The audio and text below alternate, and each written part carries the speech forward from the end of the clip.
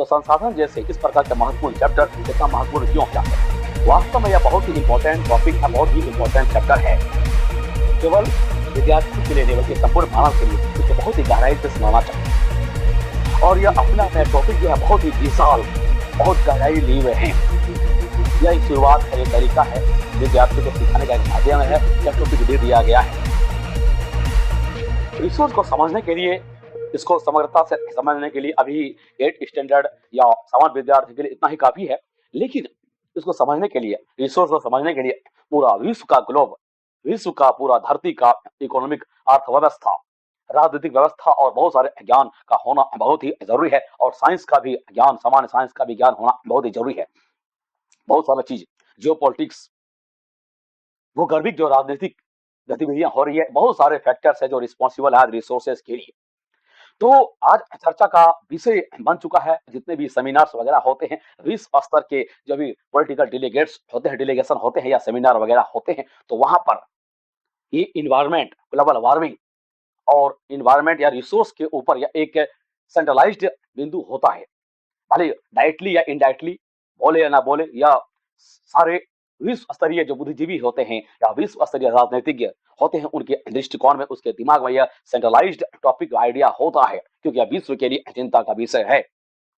जो नहीं समझ रहे हैं, ज्ञान नहीं है, शिक्षा जिसमें उतना नहीं है, उसको वो क्या समझेंगे? तो इस प्रकार का जो पॉल्यूशन है, एक टॉपिक जो दिया गया है, इसमें एक टॉपिक इसमें भी है सस्टेनेबल डेवलपमेंट। तो इसमें बच्चे को पूछा जाता है, विद्यार्थी को, आप लोगों को पूछेगा ही पूछेगा। बहुत ही इंपॉर्टेंट क्वेश्चन है। बिल्कुल इसको कंठस्थ कर जाइए और समझ जाइए और आत्मसात कर जाइए, क्योंकि यह क्वेश्चन केवल आपको इतना इंपॉर्टेंट है क्योंकि स्कूल में ही नहीं पूछेगा, आपको 10 में, 8, 9 में ही नहीं पूछेगा, बल्कि जीवन में, ऐसे में और हर कंपटीशन में रहेगा। और जीवन में जाके आपको काम भी यही करना होगा। यही सारे टॉपिक से आपका सामना होगा वहां पर। सस्टेनेबल डेवलपमेंट, सतत पोषण विकास क्या है? सच में देखा जाए तो सबसे पहले हम लोग करते हैं सस्टेनेबल डेवलपमेंट, सतत पोषणीय विकास के बारे में थोड़ा क्लियर कर लेते हैं।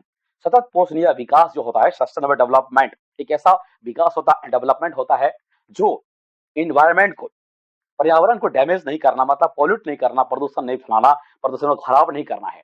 अब प्रदूषण को सुरक्षित रखते हुए, वातावरण को सुरक्षित रखते हुए कोई भी डेवलपमेंट को भी काम करना है, उसको बोला जाता है सस्टेनेबल डेवलपमेंट।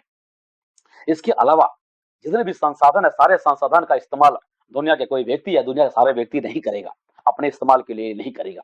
चाहे लोगों को कितनी भी जरूरत हो, सारे संसाधनों का, धरती का, चाहे जो भी है, लैंड का है, कोल का है, पेट्रोलियम का, कुछ भी है, जो भी संसाधन इस धरती पर उपलब्ध है, सारे संसाधन का इस्तेमाल किसी देश, दुनिया के देश नहीं करेंगे, कोई व्यक्ति नहीं करेंगे या दुनिया के सारे देश नहीं करेंगे। तो कहने का मतलब क्या है? कहने का मतलब है बहुत सारे संसाधनों को हमें सुरक्षित रखना होगा, छोड़ देना होगा। क्यों छोड़ देना होगा? तो जो नया जनरेशन, जो नए बच्चे जन्म लेंगे, नए लोग इस धरती पर आएंगे, चाहे मानव के बच्चे हो, चाहे जीव जंतु के बच्चे हो, जानवर के बच्चे हो, उनके इस्तेमाल के लिए भी यहाँ पर धरती पर संसाधन, चाहे कोल हो, चाहे पेट्रोलियम हो, चाहे पेड़ पौधे हो, चाहे झरना हो, चाहे पहाड़ पर्वत हो, जमीन हो, कुछ भी हो, कहने का मतलब है कोई भी संसाधन है तो मानव लोग ऐसा सोचेंगे कि भविष्य के जनरेशन, भविष्य में आने वाले व्यक्तियों के लिए भी जो संसाधन को सुरक्षित यहाँ पर रखेंगे, तो इसको बोला जाता है सस्टेनेबल डेवलपमेंट। एक क्वेश्चन यहाँ भी आता है, तो क्या अभी दुनिया में सस्टेनेबल डेवलपमेंट हो रहा है? हकीकत यही है कि सस्टेनेबल डेवलपमेंट नहीं बल्कि अनसस्टेनेबल डेवलपमेंट हो रहा है। मतलब पूरा विश्व और दुनिया विनाश के कगार पर पहुंच गया है। इन्वायरमेंट इतना ज्यादा पॉल्यूटेड हो चुका है, धरती तो सीमित है और धरती का सेहत के लिए इन्वायरमेंट का सही रहना बहुत ही जरूरी है। और इन्वायरमेंट सबसे ज्यादा डैमेज होने का कारण क्या है? धरती गर्म हो रहा है, समान टेम्परेचर से ज्यादा गर्म हो रहा है। और टेम्परेचर अगर धरती का ज्यादा गर्म होगा तो इसका दुष्परिणाम क्या होगा? सबसे पहला तो दुष्परिणाम ये होगा कि पृथ्वी का पूरा इन्वायरमेंट का जो सेहत है वो खराब हो जाएगा, बिगड़ जाएगा, धरती बीमार पड़ जाएगा, फीवर हो जाएगा धरती को। जैसे लोग को बीमार और फीवर होता है तो बस काम करना, समान रूप से काम करना, मनुष्य बंद कर देते हैं, पता नहीं क्या करेगा, आदमी जिंदा रहेगा, मरेगा कहाँ, गिरेगा कहाँ, क्या करेगा। उसी तरह धरती उठपटांग हरकत करने लगा है। जैसे ग्लोबल वार्मिंग के चलते कहीं पर बाढ़ आ रहा है, अनावश्यक पानी ही पानी, इनंडेशन, पूरा बाढ़ और नाबूद, सारा खेत खलिहान घर जंगल सब चीज जो है इनंडेशन पानी से होता है, सराबोर हो रहा है, तबाही, डूब रहे हैं, बाढ़, कहीं भूकंप आ रहे हैं। जापान, बहुत सारे कंट्री में बेवजह धरती भूकंप आ रहा है। धरती क्या कर रहा है, हिचकी ले रहा है क्योंकि उसका तबीयत खराब हो रहा है। भूकंप आ रहा है, और इस प्रकार के अर्थक्वेक जो होता है डिजास्टर लाते हैं, मानव का विनाश करते हैं। इसका एग्जाम्पल देख सकते हैं, कितना भूकंप आ रहा भुज में, गुजरात में जो भूकंप आया, नेपाल में जो भूकंप आया, ये सब भूकंप देख सकते हैं। ये सारा भूकंप वहां पर है। बहुत सारे भूकंप, आए दिन भूकंप जापान में आते रहते हैं। दिल्ली के आसपास भूकंप महसूस किया जाता है। आए दिन भारत और किसी कोने में भूकंप महसूस किया जाता है, और दुनिया के बहुत सारे हिस्से में तो भूकंप कहीं न कहीं कुछ न कुछ भूकंप तो आते ही रहते हैं धरती पर आए दिन। ये सब गतिविधि और भी ज्यादा बढ़ गया है, जिससे पृथ्वी आज सुरक्षित नहीं है। कहाँ भूकंप आएगा, कौन सा बिल्डिंग कोलैप्स होगा, गिरेगा, और कितना आदमी मरेगा, हजारों हजार आदमी मरेगा, कहा नहीं जा सकता है। तो कहीं बाढ़, तो कहीं सूखा। इस सूखे के चलते देखिए कितने लोग, कितने किसान आत्महत्या कर रहे हैं, भूख मर रहे हैं। पीछे का भी एग्जाम्पल देखिए, बिदर में किसान मरा, मुंबई में 3,000 किसान मरा। इसके लिए फिल्म भी बन गया, पीपली लाइव। विद्यार्थी को देखना चाहिए सब फिल्म में किस क्या कंडीशन होता है। पानी नहीं है तो कृषक लोगों को क्या होता है, धरती पर सूखा है, पानी नहीं है, पीने के लिए पानी नहीं है। इसको जानना चाहिए क्या समस्या है। आज पानी का किल्लत दिल्ली में भी है, जहांगीरपुरी में भी पानी का समस्या है, और भारत के बहुत सारे राज्यों में पानी का समस्या है। पानी 20 से 30 रुपया, 40 रुपया लीटर तक पानी बिक रहा है। आने वाले समय में क्या होगा। लोग अगर पर्यावरण को नहीं सुरक्षित करेंगे, पानी को सुरक्षित नहीं करेंगे। बहुत सारे कंट्री देखिए, अफ्रीकन कंट्री है, गल्फ कंट्री है, वहां पर देखिए पानी के लिए मर्डर हो रहे हैं। जहां तक जा रहा है पानी के लिए गोली चला रहे हैं, पानी लेने के लिए गोली लेके 47 लेके जाता है पानी लेने के लिए, क्योंकि पानी लेना है वहां पर। और दूसरा आदमी 47 लेके निशान लगा के बैठा है कि पानी लेने के लिए आएगा, बाल्टी डुबाएगा और मारेंगे गोली उसको। क्यों, पानी लेने के लिए पानी नहीं देना चाहता है। दुनिया के बहुत सारे देशों में इस प्रकार का समस्या का सामना कर रहा है। बहुत सारे कंट्री हैं, आप देखिए जेरूसलम के आसपास कंट्री में देखिए, बहुत सारा मिडिल ईस्ट कंट्री में देखिए, जहां पर पानी पर ISIS टैक्स लगा दिया है। पानी अगर उठाता है, अगर तालाब से अगर पानी उठाता है घड़ा से, तो उसको टैक्स देना पड़ता है। टैक्स नहीं दोगे, टैक्स नहीं दोगे, पानी लोगे तो मारेगा गोली। तो ये सब सारा समस्या है। और आज इसी का नतीजा है, दिल्ली भी इस शहर में आज पानी पर टैक्स लग रहा है। लोगों को पानी के लिए अलग से पैसा देना पड़ रहा है। तो इस प्रकार का बहुत सारा समस्या पूरा विश्व के सामने हो चुका है। तो संसाधन का नाश हो रहा है, मिट्टी खराब हो रहा, ओवर यूटिलाइजेशन, हद से ज्यादा इरिगेशन, डीप बोरिंग किया जा रहा, पानी को ज्यादा से ज्यादा निकाला। लोगों ने क्या किया, वाटर चार्ज को बर्बाद कर दिया, पूरा डाउन चला गया। ग्रीन रेवोल्यूशन में जहां पर लाभ हुआ, उसका नुकसान देखिए। इतना इतना इरिगेशन कर दिया, इतना सिंचाई कर दिया कि धरती को डैमेज कर दिया। इतना फर्टिलाइजर दे दिया, इतना यूरिया DAP दे दिया कि पूरा मिट्टी को जहर कर दिया, मिट्टी को जहरीला कर दिया, मिट्टी को बंजर कर दिया। बहुत सारे समस्याएं ये सब आ रहा संसाधन के बारे में। तो संसाधन के बारे में चर्चा जो कर रहे थे हम लोग, टॉपिक में थे, बोलना शुरू करेंगे तो बोलते रहेंगे, 10-20 दिन संसाधन के बारे में खत्म नहीं होगा, और होना भी नहीं चाहिए। संसाधन का टॉपिक कोई मामूली टॉपिक नहीं है, पूरा दुनिया का स्टडी हो सकता है। पूरा दुनिया की जानकारी को संसाधन के साथ जोड़ा जा सकता है, और संसाधन को जानना बहुत ही जरूरी है। क्योंकि संसाधन को जानने से जहां व्यक्ति अपने जीवन को सुखमय बनाएगा, वही व्यक्ति अपने आप को जितना चाहे उतना धनवान भी बना सकता है, और बहुत सारा ज्ञान भी होगा। तो संसाधन के बारे में, अनसस्टेनेबल डेवलपमेंट, तो क्या अभी दुनिया के देशों में सस्टेनेबल डेवलपमेंट हो रहा है? तो अधिकतर दुनिया के देशों में नहीं, सस्टेनेबल डेवलपमेंट नहीं हो रहा है। एक ऐसा डेवलपमेंट हो रहा है जो लोगों को विनाश की ओर ले जा रहा है। एक और बात बता देना चाहेंगे जो सुनने में खराब लगेगा, लेकिन है हकीकत सच्चाई।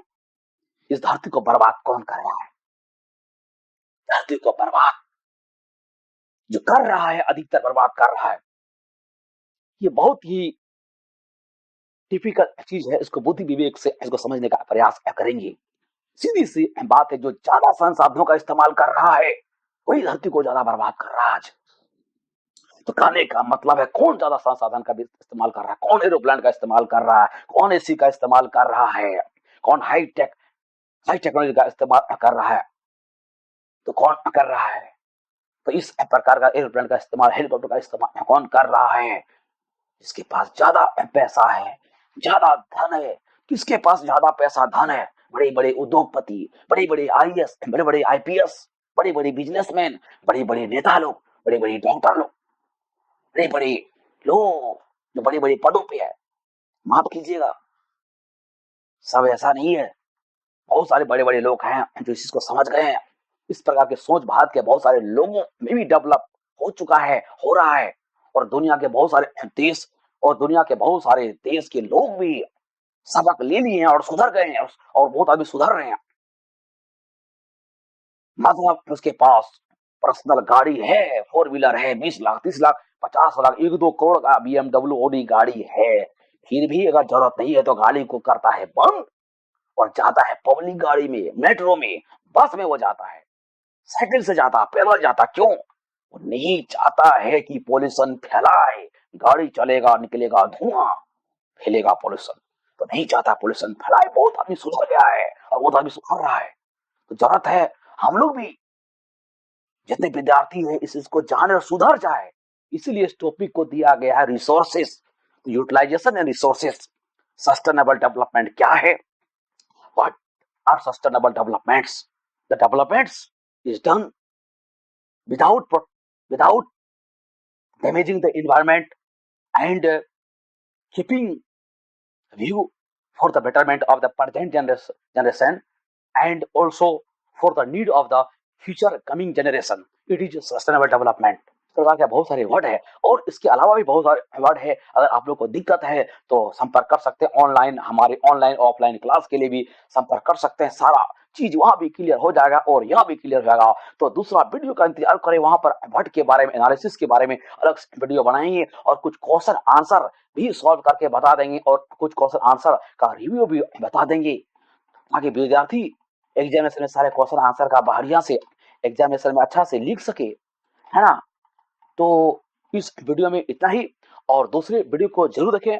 और भी किसी टॉपिक का वीडियो चाहिए तो लिखिए और कमेंट कीजिए कि इस चीज पर हमको वीडियो चाहिए सर, उस चीज पर वीडियो सारे विद्यार्थियों को मिलेगा। दुनिया का हर टॉपिक पर वीडियो मिलेगा, चाहे किसी भी विषय पर हो, economics, world economics, statistics, Indian economics, BBA, MBA, किसी टॉपिक पे आपको वीडियो चाहिए मिलेगा। हिस्ट्री पे, पॉलिटी पे, इकोनॉमिक्स पे, मैथमेटिक्स पे, साइंस पे सारा वीडियो मिलने वाला है। तो चैनल को सब्सक्राइब कीजिए, क्योंकि ये चैनल और आप कामयाब होने वाले हैं।